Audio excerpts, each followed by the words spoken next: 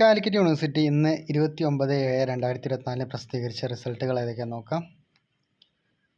2021-2022 admission second semester M Voc applied biotechnology. 2021-2022 admission second semester M Voc software development with specialisation in data analytics.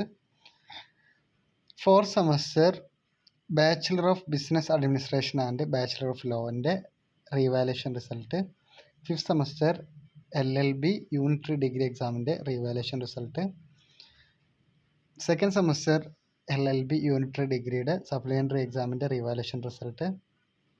Second semester LLB unitary ഡിഗ്രിയുടെ revaluation result.